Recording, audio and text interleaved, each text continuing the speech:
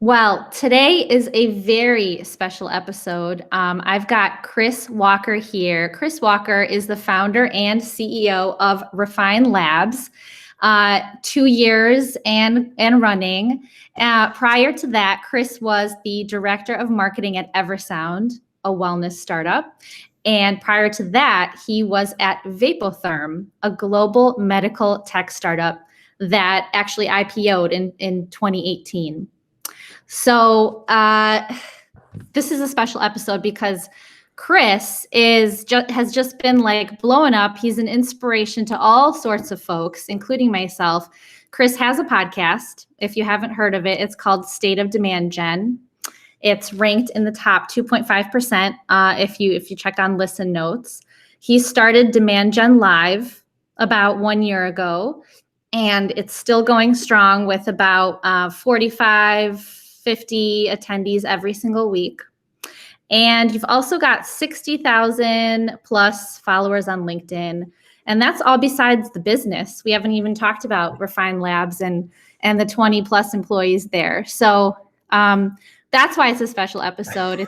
It's really great to have you. And I know I'm talking a lot. I talk a lot when I introduce my guests here on the show at the beginning, but I just want to say that I'm excited to have you here and excited to jump in. Thanks. That my mom would have been proud of that intro. That was fantastic. I appreciate the words and looking forward to chatting and hopefully helping some people that are working on the startups. Let's do this. Yeah, great. And just one more thing I want to say is like one of the things that you have helped people is really to like understand how to put into words like why are we frustrated with the old ways of doing marketing and like what's actually happening and why is this happening and how do we start moving ourselves and our companies into the modern world of marketing. So that's been really helpful, really impactful. One of the reasons I started this podcast was because you were like, you know what? I challenge you guys to go out there and start your podcast because this is a trend. This is happening and you should do it. And so I did. And now I have you on here. So it's kind of like full circle, which is really cool. So let me talk about Refine Labs in a nutshell. So Refine Labs is a demand accelerator for B2B SaaS companies. And I love how you call it a demand accelerator. You've chosen your words, right? You're not calling it an agency. You're really helping companies increase marketing's contribution to qualified pipeline and revenue while lowering CAC, right? So you've built a framework and a system that's helping companies capture existing demand in intent channels and create new demand in awareness channels. Is there anything you want to add there?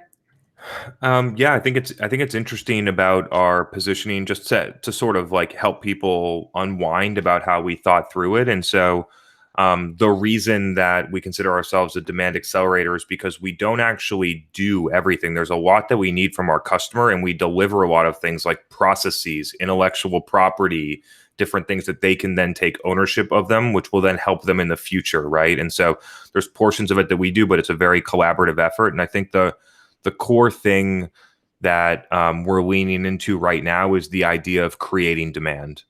Because as I see in the market right now, most companies only focus on capturing demand and intent channels because their attribution models incentivize them to spend their time there, and actually don't incentivize them at all, incentivize them to do the opposite of do anything in awareness channels because of the challenging with measurement.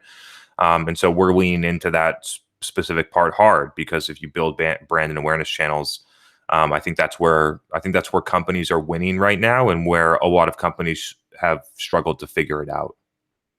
Interesting. And can you talk a little bit more of like what types of companies you're working with? I believe some of them might be like venture funded startups, but maybe later stage. Can you talk a little bit more about like what do they look like? Yeah, I would say mid-size, mid-stage B2B SaaS companies. That would be probably like entry point of Series B all the way up. I expect that we will work with publicly traded companies in the future. And so like that's sort of Series B is probably the entry point. The reason that it's a Series B is because they need to invest a lot of money into growth, but also that you need core infrastructure in order for our process to start working. You need core market traction. You need a repeatable sales process. You need good marketing ops and data. Like there's some things that companies need, and a lot of Series A companies don't have all those things established yet, and that's fine. They're going to work their way through, but B seems to be the right entry point. And the sort of like key is that these companies are sales led, and so they're typically selling a product that costs at least $15,000 or $20,000 a year, all the way up to enterprise solutions. And so that's where we work. Our model works the best in that place because there's a ton of inefficiencies between marketing and sales in a sales-led model, in a lead gen marketing model, which is what most companies still do. And so that is our segmentation, and that's the place that we've decided to go because we think that we have a differentiated offering where we can really win. Awesome. I just wanted to mention that MJ Peters was on the show before you brought her onto your team from Firetrace, and I know you had done some work with them, right? And then I also just randomly had another company that's connected to you. So Daniel Huerta was on the show from Udacity, and he had mentioned like Refine Labs, and I was like, what's happening right now? There's so many connections. Like, who knows who else is going to come on the show, and they're going to talk about your company and how you're helping them out. So it's just really funny there. So let's talk about marketing and what does it mean to you, and how has the concept changed for you over time? Like how you have thought about it in the past versus how you think about it now. Sure. So I don't think that the concept of marketing has changed. I think that the way that it gets executed at a tactical level has changed. And I believe that my mindset on it from between 2012 and 2021, as I've just gotten more mature in my career, and that's been the big shift. And so we'll go back to 2013. I worked in a B2B company. I was a marketing manager, and the things that I was responsible for doing was putting together a website, making collateral for the sales team, organizing a trade show booth, doing whatever else the sales team wanted me to do, pretty much. And that's what I think I think there's still marketers out there that are in that situation. I around 2016 evolved in my thinking. The reason being is that I went out with the sales team and I saw the conversations that they were having with cold prospects, and I saw that we weren't winning a lot of those deals. And I saw when I was in the emergency room with our potential customers doing market research that they were using YouTube and Facebook and Instagram to learn about things. And I went back to HQ and I was like, our business data shows that there's got to be a better way to get more people interested and understanding of our technology so that they are open to having a conversation about using something different. And we're not doing that right now. We're doing one-to-one sales, and it's very inefficient. And a lot of people are not ready to have that sales conversation when we're trying to do it, and therefore are not receptive to the information that we're trying to tell them. And that's why we're not winning a lot of deals, and why our customer acquisition cost is really high, and why we're mainly growing through expansion revenue. And so I am going to start to build a demand generation engine where we get people that are ready to buy and give them to our sales team. And those people are already educated. We don't have to do a lot of convincing. They know those different things. And I'm going to try and get more people to do that over time. And I'm going to try and have that happen at a much lower cost than other ways that we're doing it to get customers. And so that's what I did. And so when we break that down to how I feel, and then I have evolved, that was 2016, I've evolved even more since then. But when it comes down to marketing, like what I think about is, if you break it into strategic and tactical, break it into two. Like strategic, we need to understand who our customer is. We need to segment them well, and we need to understand them deeply. We need to know how to message to them.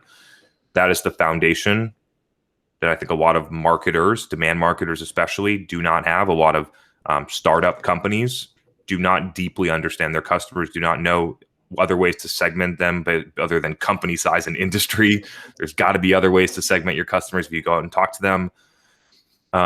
They don't. So that understanding is necessary before you ever get into some tactical stuff. And at the tactical level, it's how do we take all those things that we know about these people and how do we communicate with them effectively to change their perception, and build brand affinity to a way that when they are considering solving a problem that we can solve, they think about us first. Awesome. Thank you for breaking that down, like how you've thought about marketing, and how that's changed over time. And also we've started to talk about some of the things that you're seeing within startups, right? That the fact that marketers need to have that understanding of the strategic foundation, talking to folks and getting to the heart of like what really matters to them, so that you can talk to them in a meaningful way. What are some big problems that you're seeing over and over that your customers have, like on repeat, and what's your advice there? Do you want to go startup, or do you want to go like early stage? Because it's going to be two different things. Let's talk about both. Let's talk Yeah. about both. Yeah, that'd be interesting. So at the seed A level, I think the number one mistake that I see is companies over prioritize sales in a way where there's just a more effective go to market right now that would be a marketing first. And so what to commonly see, big, Series A, raise 5 million, hire 12 salespeople with no marketing and no clear product traction and no messaging, and you have a lot of unproductive salespeople, and then you hire marketing next, and then marketing's job is only to do low intent contact generation to keep your sales team busy, as opposed to creating demand in the market. And so that's the biggest misstep that I think in 10 years ago, that was the right approach. The approach that I just talked about was the right approach. But we're in 2021 now, and there's a different approach to go to market. And I think a lot of companies burn out there because they make that mistake and they can't recover from it. And so that's the one that I'm pushing people very hard to think about. Get the founder to sell deals so they understand what goes into it. Hire 2 reps, not a VP of sales. Hire 2 reps. Get those reps going. Bring in marketing. Get marketing to work. Hire a VP of sales. Interesting. And so, quick question there, like why doesn't it work anymore today? Like what has shifted in today's way that people are buying or are learning about what is out there in order to think, like, get that into their mindset of like, okay, this is a product I might need to consider to buy? What has shifted? It is the access to information that buyers have, which gives them far more control over their buying process than they had 10 years ago. And the abundance of people that can just go out and figure that stuff on their own without a salesperson. And so I don't want someone to call me and tell me about their product. I want to discover it in the way that I want to discover it. I want to understand the problem on my own. I want to be able to do the research to decide. And then when I talk to a sales rep, I'm basically done. Like if you publish the price, I'd be done. Most companies don't publish the price, so I have to go in there and figure out the price. And that's, I think, where buyers are. It's very obvious that buyers want to be in a sales conversation when they're ready to buy, not when they're in the beginning stages of learning. And so that's the core disconnect between that go-to-market strategy and how people buy things today. Makes sense. Yep. Okay, so you talked about seed, early stage companies, seed, Series A, like the mistake that they make when they're hiring in, focusing on like sales-led efforts versus bringing your marketing person and then hiring like the VP of sales. Not a marketing person, a marketing team, a marketing leader, team, established success, VP of sales, right? Like there's just, it's not just one. I think a lot of Series A companies are like, oh, we'll just hire one, marketing manager and they'll figure it out because they're smart. And it's just like it usually does not get the job done. And so for whatever reason, companies at that stage are pumped to build $1 million or $2 million sales team, but are scared to spend a couple $100,000 on marketing. And so that's the thing that I think people need to change about how those budgets get allocated at that stage. Yeah, great point. And maybe that's just Mhm. that's a sign that maybe people aren't as trusting of marketing yet, right? Like, And prove it's it the to right. me. I think it's actually the right approach if you think about it, um, because it's the right thought process. Because I interview enough marketers to know that most of them are not good, and so their LinkedIn profile looks good enough for me to have a conversation with them. And then you get into the details, and they really don't know why they're doing what they're doing, and they don't understand the fundamentals, and they don't know what's going on in Salesforce, and they can't connect their work to business results. And that's where you get burned with marketers. And I hate to say it, but I would say that more than 95% of marketers fall into that category right now. So that's really something to be said of, like, marketers need to step up their game. There's a lot that needs to be learned now and focus on, like, just like a shift in how you connect marketing to revenue. Like, that just needs to be an immediate shift that people take so that then you can prove it out.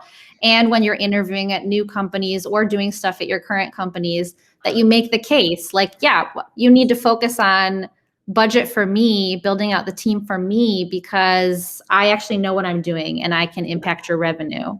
Mm-hmm. At the later stage, let's say, I mean, it's not very late stage, let's say like BCD. And to be honest, even further than that, these problems exist as you go up to. So it's just like starting to be. And the two things that I see the most are, one is companies have too many salespeople and their marketing teams running the demand waterfall from serious decisions, which is just let's generate as many low intent contacts so we can do outbound sales, which is again just not aligned with how buyers want to buy, and it impacts their entire marketing mix. They spend no marketing mix on actually creating demand; it's just contact acquisition to do sales, and it's incredibly outdated and ineffective at this point. And so that's one that I see as a mistake. I go in and audit those and help companies solve that. Um, and then the second one is companies that are drinking the ABM Kool-Aid, put together their 50 target accounts that they can do outbound sales and run display ads to, close none of those accounts, didn't market to anybody else, and missed their targets because they got too cute, so to speak. And so that's another thing that I see a lot. And I'll be very honest, like, we sell mid six figure deals at my company. And if 1 year ago we decided these are the 100 accounts that we want to get into, and we just picked them, zero of our customers would have matched that list. And so I think that's the problem with ABM, is that you get like brand and demand strategies for a like 99% of companies are going to work there. And ABM becomes the third lever that you pull, not the only lever that you pull. And I think there's a misconception in the market about what that strategy is. And I think there's a very large confusion about the tactics that go underneath it that are actually marketing, not sales. Mm-hmm. Mm-hmm. Um, Yeah. Yeah. Great point. Great point. Going back to what you were when you were talking about early stage, right? Seed, Series A, startups. That's kind of those are the companies that I work with mhm, typically, and you did mention like that this is a mistake that they make, like with their hiring efforts and with their marketing efforts. But how can these, like, just a little bit more specific, like how can these smaller guys avoid the missteps that maybe even like the Series B, Series C guys, like that they're making, they're having problems already, right? That's why you come in and you help them with those missteps. mhm. How can the smaller guys avoid those missteps so they're set up in a much better place, and with their effort, with their marketing efforts, with their demand gen efforts? Like, just more specifically, what should they absolutely need to figure out? The founders of the company should do marketing on their own and understand what it is. That's the answer. Because if they don't understand it, they're just guessing about who they're going to hire. And most likely, based on the statistics that I just put out forward, 95%. So 1 out of 20, good luck getting that one. Most likely, you're going to get someone that doesn't know what they're doing. And that's the situation. And the only way that you'll know how to hire the right person is if you understand it. And I challenge people to prove that you can do it on your own. I think that one of the things that I like to do in my company is I don't do everyone's job. I actually do a lot of jobs here. I don't do everyone's job, but I understand everyone's job well enough to know whether or not they're doing a good job. And a lot of founders don't have that level of experience, specifically in marketing. They might think they do, but I would challenge them to go out and do marketing and try and generate high intent leads that become customers, or try the lead gen model, and you'll see, and then call those leads. You'll see how bad it works. A lot of CEOs want their company to run the demand waterfall and collect 36,000 leads next year, but they've never called one of those leads. If they did, they might not want to do that again. And so I think just getting into especially at the early stage, like getting into the details, proving that you can actually do it before you give someone else a job, I think is the number one recommendation right now. That this is a gold nugget for sure. I think that it's easier for founders to be to be digging around with the product, right? Like creating that product roadmap. It's easier for founders to be even like selling, because that's what they have to do in order to start building this company and building out the different parts of the organization. But marketing is not always, doesn't come easy. And so also it's kind of a blur. Like sometimes you're selling and sometimes you're marketing and sometimes it's both. And it's kind of a mix at times, right? So, but what Series A companies think they need and what they actually need is different in a marketer. They think because they have 12 salespeople that they need a lead gen marketer. And if they didn't have 12 salespeople, they would want a leader that's a product marketer. And then that product leader that's a product or brand marketer hires the demand marketer. But the problem is that because they have so many resources invested in sales and that sales team is inefficient, the whole process gets changed to what I just laid out. And so what you need at that stage is somebody that understands customers, knows how to segment them, knows how to communicate with them, knows how to message, knows how to position a product against whatever else they're using today, status quo, competitor, whatever. And they skip all of those things. They think that the sales team and the messaging can do that. That's not usually how it works. And so that would be the recommendation. That's the other gold nugget right there. Okay. It's great because this is the experiences that I've run into. So I'm glad that you're highlighting this. Let's talk about Refine Labs. And you've done some pretty innovative things. That's what's gotten you to be such a guiding light for folks. And so I'd love to talk about like what's been working really well for you. What channels are working really well? I imagine, and I kind of know because I come to your live events every week, but the things that you talk to your customers about is the stuff that you're actually doing yourself. So would love to hear more about like what's working well. Yeah, I break these into like two components. I personally call them brand and demand, but the only core difference is the distribution mechanism. And so on brand, it's organic, and demand, it's paid. You can do brand executions in paid, so just make sure that you get the definitions right. It's just paid or organic. And the strategies between those two are quite a bit different. And the time in which you do it and the time in which you're going to feel the impact are also different. And so I recommend that companies start with, especially at this level, I would recommend that they start with more of a paid strategy if they know how to do it, because be careful, you can waste a lot of money doing this too. But paid strategy to cover Facebook, Instagram, and LinkedIn. Maybe some companies only want to go on LinkedIn, and perhaps there's some Google mixed in there, to deliver content, to guarantee deliver of content and messaging to your buyer, not to collect leads. That is the number one thing that we do for companies, that dramatic, just by changing it from lead gen to effective messaging with your customer base, changes the results dramatically. And so number one, that's what I would say. And then there's a lot on the organic side. On the organic side, the things that are working the best, a podcast is a top level content pillar that flows down into organic social like LinkedIn and YouTube.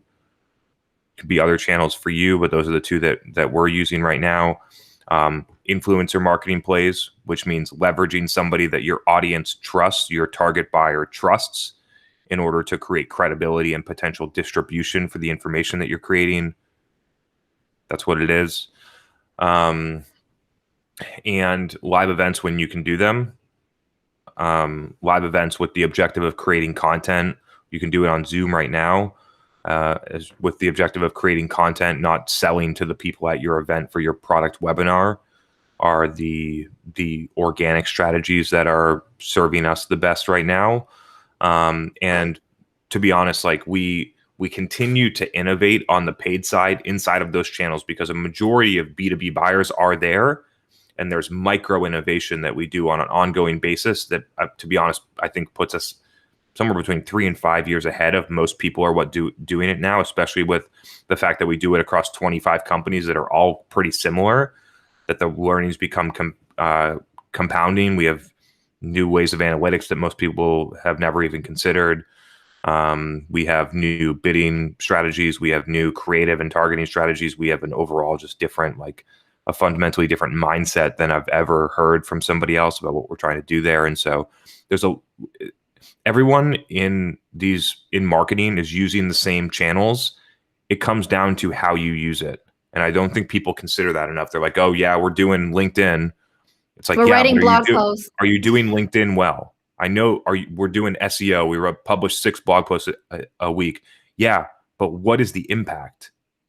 Are people getting to the blog? Are they the right people? Is it people that are in your target set? Do they feel differently about whether or not they're going to buy your product after they read the blog, which is the number one problem with SEO? Is that people just go there, get information. It makes no difference whether or not they buy something and they leave, because they are going for monthly search volume, not impact. So I just want people to basically to consider it. It's not all the channels that we just laid out work. It's just whether or not you know how to make them work. Yeah, I think there's something to be said about when these early stage startups are bringing on their first marketing person. And you had mentioned like this needs to be a leader. This needs to be like a product marketing minded leader.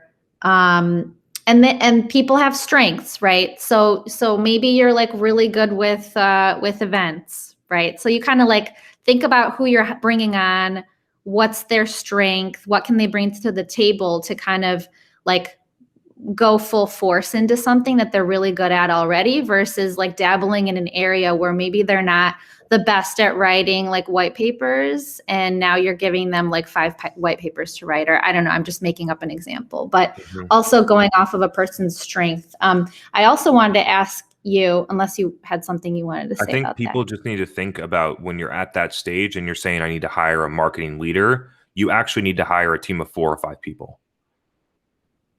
And so that's something that's foreign to a lot of Series A companies. Again, if you just shifted your idea of how your sales and marketing budget would be allocated after your raise, it would be very simple. You just don't need so many salespeople, and you rebuild your model. And so because those models never work, very rarely do the models that get put in a spreadsheet that I read every day that are filled with best case assumptions that never work out. You never hire on time. People never ramp on time. You never have as good of conversion rates as you project. Like that's what the models get built for, because they get built for investors, not based on historicals and what's realistic. And so if you adjusted your model a little bit, it could give you the same. You might actually, if you execute it well, you'd probably get a better result with that different balance. But yeah. It's a really good point too. And no, I don't think that early stage startups have gotten there yet. I mean, I don't know. I talked to a lot of, I talked to startups that may not, it's not, a big enough number to know exactly what's happening, what's trending. But the ones that I talked to, I think this is still foreign. So you're right about that. That's what I see. Yeah. I wanted to ask you, because you had mentioned to start with paid. And to start with paid, like Facebook, Instagram, LinkedIn, get really good for high growth SaaS. Yeah. For high growth SaaS. Got it. Yeah. Because, and the reason being is that you need to get to the results faster, right? I imagine that's. And so you can spend a lot of time, if you're the marketing leader at a Series A company, you can spend a lot of time building your podcast. And then when you're not hitting your results in 2 months, they're going to say, this podcast is over. Give me some MQLs. So the alternative is to do the paid well, which could get you the results that you're looking for within the next 3 to 6 months, which would then have you hitting your targets in a repeatable way, which then allow you to create the podcast and not get scrutinized after 3 episodes. And so that's the reason, as just like for a marketing leader at a small company, like before you ever start a podcast, you got to be hitting your goals first. And before you ever sign up for your goals, you got to make sure that they're realistic. And so it's like sign up for realistic goals, hit those goals, and then do some of the organic things that we talked about is the general recommendation. You can do some things in parallel, but it's a mind share thing. Like a majority of the mind share should be figuring out how to get paid work, because there's a lot of stuff that needs to get figured out and actually to get that to generate enough pipeline to hit your goals. And then you can start focusing on the things that are more upper funnel brand organic.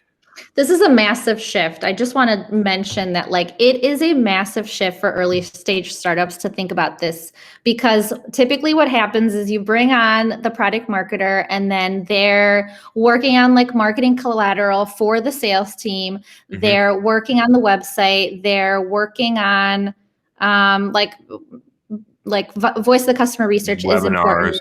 Working on webinars or working on that stuff. This is a massive shift where you're bringing on not just one person, but because you know that you need. It's because changing your mindset around marketing is sales assistant versus marketing is our number one asset to drive our business. That's the difference. And so based on just how buyers change, we laid that out at the beginning of the episode. If you have never, I talk to enough people to know that this is true for a lot of people listening. You've never seen or felt what it's like in a company that's doing marketing well. Because I didn't feel it for a long time at the beginning of my career. And when you're in that company and they're doing marketing well, everyone in the company feels it.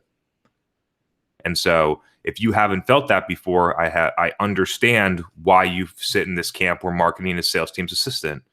But in order to try and move, especially if you're a founder, you got to figure out how to feel that thing, which might involve getting different resources, hiring different talent, investing a different amount of money, reallocating your budget, doing it yourself.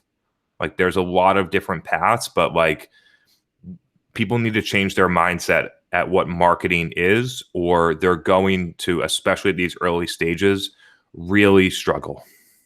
Yep. Awesome. Thank you for digging deep into that one. Yeah. Challenges for Refine Labs. What are you still trying to figure out? Because it's been about 2 years. So I know you've got more that you're brewing up and thinking through.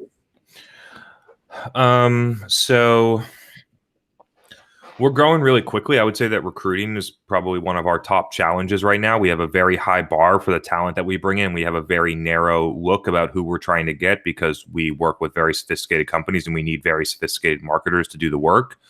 And so we're not one of the companies that hires $50,000 employees to push buttons. We get paid. A lot of the things that we get paid to do is think and experiment and do things that are new and innovative. And so that hiring profile can be challenging, especially at the rate that we're growing. That's probably the number one, if we're being direct. And then spending a lot more time on our product roadmap, quote unquote product, about the things that we're actually bringing to market with our customers in terms of innovation and new channels. We're looking at experimenting with offline channels. That'll be sort of the next frontier, offline paid channels, and then we'll potentially move into organic. We'll see how that all goes. Organic just tends to be tough to monetize, and so those are sort of some of the things in the near term that are challenges. But honestly, things are going great. I know, Chris. I'm really excited for you. I think that you definitely you found I don't know if you've heard of this book, but it's called Man's Search for Meaning. And I think you have figured out what's the purpose of all this? Why am I doing marketing? What's all this for? And who am I going to help? And brought a tribe with you that also wants to figure out the meaning.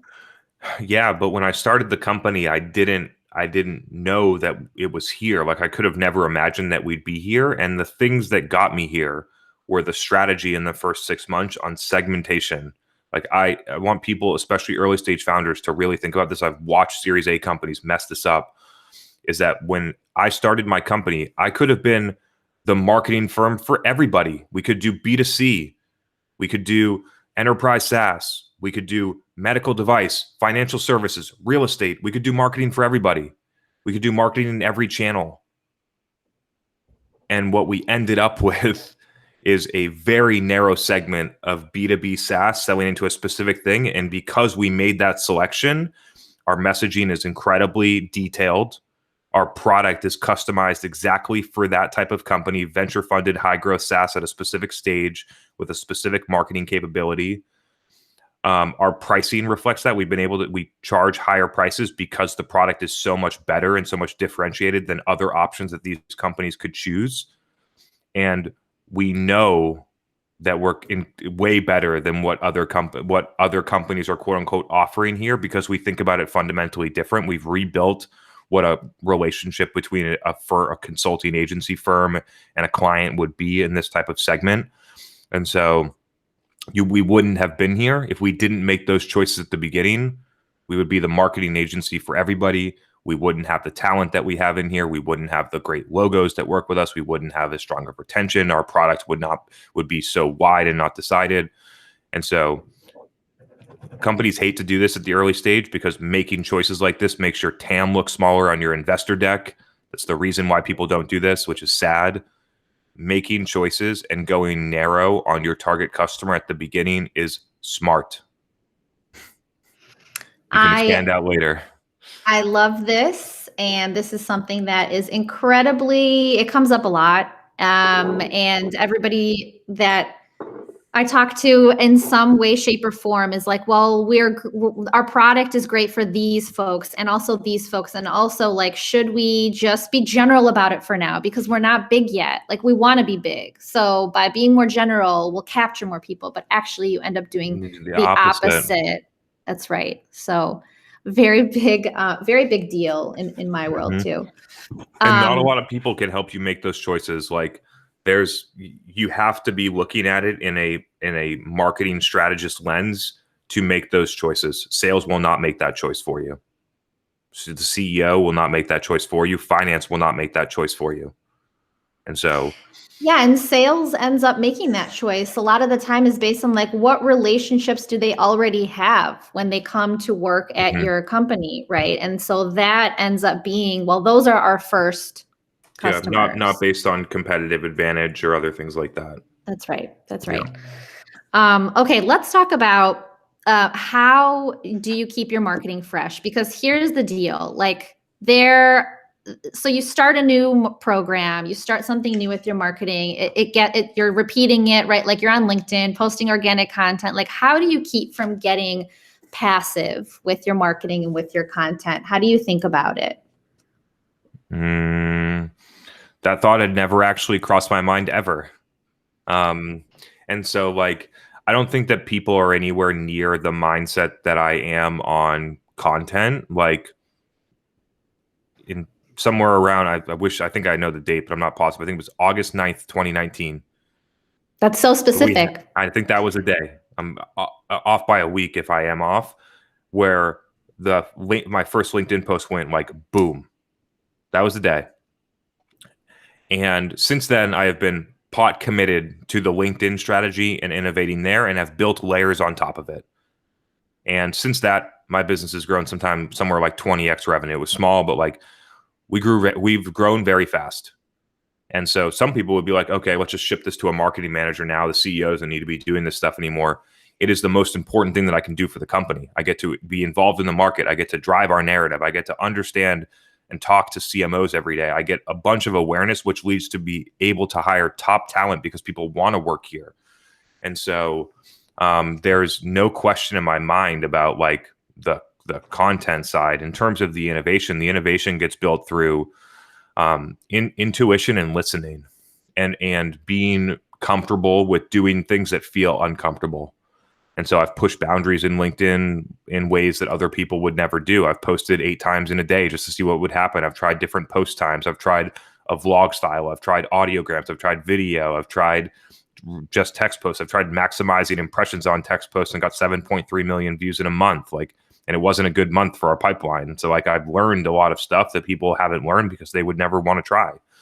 And so that's how we get into innovation. Obviously, we were innovating very strong. Innovation has been slowed down, especially on video content for the obvious reasons of what's been happening in the past year. But we are looking forward to really upping the game on the video side once things start moving again. The event strategy and the podcast have been some of our most recent, which have been awesome. And we'll probably lean more into those. And so again, like when I talked about the paid side, like it's not necessarily going and finding something else to do. It's finding something better to do in a channel that's already working. Right. And so like on LinkedIn, how do we push the boundaries on our video content? How do we make it more entertaining? How do we get better editing and post-production that makes it more viewable, whatever? Like that can be one. Our event series, it's already working. How do we put it in person with high production film that gets live streamed? Like those are some of the things that we would do because the event's already working. I don't need to go out and find a different activity to do. I can just make the stuff that we're already doing work better. And so that's most likely what we will do once we can get back out there. Yeah. I like this because you're bringing up something that you bring up time and time again, which is like focus, like prioritize your time and your work with your marketing efforts and focus and figure out what's working and then make it better. And with marketers, no matter what the stage, we need to do SEO and landing page optimization and these ads and these content, and we need to be these blogs and this agency and this creative and content syndication, webinars, blah, blah, blah, blah, blah. Like, and then it ends up being, didn't know at that stage, you need one or two things that work to get to B. That's it. And people don't think about it like that. And they never go deep enough into any single execution to know what it can actually do because they're doing a million things and they spread out the budget and nothing ever hits. And so I imagine that what you just said about like, this is some of the most important and impactful things that you're working on with LinkedIn and you're posting content there. This is what you recommend for other founders and CEOs and exec leadership folks to do too, right? For the customers that you have. If they want to. If they want to, a lot of them, especially at the size we work at, don't want to do it. And I'm not here to force anyone to do something that they don't want to do. That's totally not my job. But if you were an early stage founder, I think this would be a really interesting path for you for all the reasons I said: recruiting, strategic narrative, getting out your thoughts, meeting a lot of people in the market, doing customer research, figuring out how to put out content every day that's going to grow your business for the rest of the time that you own a business. And so like, I would recommend it for an early stage founder, especially if that early stage founder understands deeply the buyer of their product, which is not always the case either. And so if you're a founder and you don't understand that, I would highly recommend that you find someone that does so that they can be that person. Ideally a co-founder or someone that has a significant financial stake in the business, because long-term, if it works, then you're going to be very vulnerable to that person. They're going to have a lot of leverage over you if it does work. And so make sure that they're incentivized that way if it's not you. Yeah, it's what I generally, it's a good model, but a lot of people think that they want to do it. And then when you show them what's required in order to be successful, after 2 months, they don't want to do it anymore because it's not easy. That's right. I was going to hit on the next question, which is like, how do you balance, and especially since you've grown so much and it's not like, oh, I'm getting 20 comments. No, you're getting a lot more than that.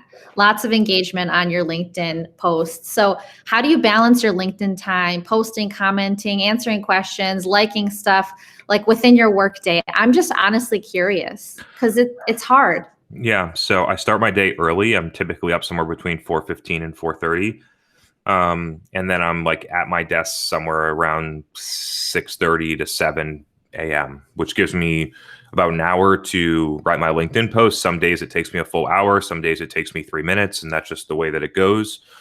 And then I'm trying to have that post happen somewhere between 8 and 9. And then I have the first 10 minutes to engage on that because that's an important signal for the algorithm that I've learned. I also want to monitor the engagement during that time. And then the rest of the time I do the best I can. Some days I got a bunch of stuff to do and I don't answer any of the comments, and that's the way that it goes. Other days I have some time and I try and get to all of them. And so it's just like, I do my best. It's a good answer. Yeah. It's a good way to do it. But the key is that I do my best, recognizing that part of the mix, commenting on people that cared enough about what you said to leave a comment on your post, that I would like to leave a comment back as best I can, is an acknowledgement that I think a lot of people don't have. They think social is about shouting and talking, and it's more so about listening. People see my videos and probably think that all I do is talk, but I talk so that I can listen. And I get a lot of great insights, not only in the comments. I'd be really fascinated with the messages that I get that people are not comfortable commenting. I get a ton of insights when I talk to CMOs that had said, "Hey, I watched that video of yours last Thursday, didn't like it, didn't comment on it. But so you might have not known, because I didn't want my CEO to see that I liked this video that talked about this problem that we're going through, but we're going through it. And what you said was right, but I'm having trouble doing this." And so I put out my thoughts, and my thoughts are rooted in real things because I interact with a lot of companies, and the things that I talk about happen in real life. And so I know that they're true. And when I see patterns of the same thing happening at 10 companies at a certain stage or a certain different thing, I know that it's happening at an enormous amount of companies. Of literally 10 out of 10 have gone through it. And so the reason that people see my stuff as helpful or insightful or different things like that is just because I'm so deep in the market that I know the answer. And if you are an owner of a company, you should be deep in the market so that you can say something and it resonates with people at a deep level because you understand them at such a deep level. That's just the way that I have done marketing since 2014. I've gotten better at it. Yeah. For a very long time. And I really like the quote, "I talk so that I can listen." Like that's a really good one. And I think that we need more listeners. We need more people that are like you said, don't shout what your product is all about, what you can do, how you can help. Like, don't shout that. But sometimes you just need to talk and bring people on a podcast, for example, so you could listen to them and not sell to them, right? Mm-hmm. Like there's just there's a different approach, and some people are catching on, but I think it's not everyone yet. So let's talk about, actually, I'd love to ask you, I've started to ask my guests on the show, like top failure or top failures and how that has shaped you as a person, because I don't think you come onto many podcasts to talk about that. And we don't really hit on that too much, like in our weekly Demand Gen Live, right? So anything you'd want to call out as like a top failure, but it's really shaped you and maybe how you lead, maybe how you do your work? Yeah, I don't have any like major failure that I can point to. The one that happened was that and it was more so, and I don't consider anything a failure. I just like something that happened that I learned a lot from, that I don't make the mistake again. And so in like 2015, I had started an e-commerce company while I had a job. That e-commerce company quickly grew to like $300,000 in revenue. It was, I had a lot more money than I was usually accustomed to having. And I started spending that money, not reinvesting it back in the business. And then when it came around and I needed to go make a $50,000 inventory buy, I didn't have enough money and the company went out of business. And so because I just couldn't have any, it's not like I lost a bunch of money. I just couldn't buy more inventory to go sell more stuff. And so the business ended. And that was a micro failure for me, but the learning was great because I haven't and take $0 out of the business right now, which allows us to fuel growth. And so that's a beginner entrepreneur's mistake. Some people need to go through that, which was me, and I'm happy that it happened. Yeah, and so you used the money that wasn't really like had to do with the business, like reinvent the profits of the business, and then go spend it on stuff, a car, fancy dinners. You know what I mean? Instead of taking that money that would go to a car and buying another 1,000 units so that you can go and sell them. Mm-hmm. And so that was something that happened. Yeah. Thanks for sharing that. Yeah. let's talk about, with the time we have left, like starting Refine Labs. What a crazy journey, I'm sure. Like growing quickly, building up your team, 20 plus people, and maybe more at this point. What has been your biggest learning from the process of building this company so far? I think it's about, as a leader, about really identifying what your strengths are and making sure that other people are there to cover the places that allow you to do the things that you're the best at, that you like the most. Because normally the things that you're the best at are also the things that you like the most, which then puts you in a place. So like sometime summer last year, we were at about 8 employees, which is around the time where my my people management, organizational, operational skills started to hit a ceiling, quote unquote. And that's fine. I'm happy to admit that I manage no people here at Refine Labs, and I'm pumped about it because it's just not what I do. I innovate. I run experiments. I learn. I create content. I figure out how to message. I interact with the market. I do our strategy. That's what I do. And so I brought on a partner that's the operational people management process type of person, which was the best decision that I've made at this company so far. And so, but it comes down to knowing what resources do you need? Because I could have gone on for a very long time without that resource. It just would have been a really tough job for me. And so now now I'm looking at even more so, like, what are even the things in the micro that are not exactly for me, so that I can literally only focus on the things where I drive the most value. It's been, the past 5 days have been like incredibly creative and innovative for me. It doesn't happen in this length of time very often for me, which has been awesome. And so, and I think it has to do with having more space to do what I really need to do, which is creative and strategy and innovation. Yeah, so you're taking some stuff off of your plate, giving it to somebody else, and then that gives you more of that like time to really like quiet time, I guess, for more of like the creative. I don't know if it's quiet time. I think it's less structured time. I spend a lot of time doing things. It's just less structured, of like Zoom 9 to 5, right? Like, so that's been something that's worked for me. But the key is about, like, once you hit a certain point, which I find to be somewhere around 10 people, it's really the people. Like, that's the learning. So yeah. Great. Thank you for sharing that. And last question for you is I like to ask guests like to share something more personal, something strange, maybe something that you're like really into, that you love, but other people are like, what is his obsession with that? Or what, that's like really, really different. We know that you love kombucha because you bring it with you when you're in the weekly Demand Gen live sessions. But anything that like gets you closer to the audience, maybe something that's unique about you. My one of my goals in the near future is to run an ultra marathon, which would be somewhere between my first one would be somewhere between 31 and 50 miles, probably be somewhere around 40.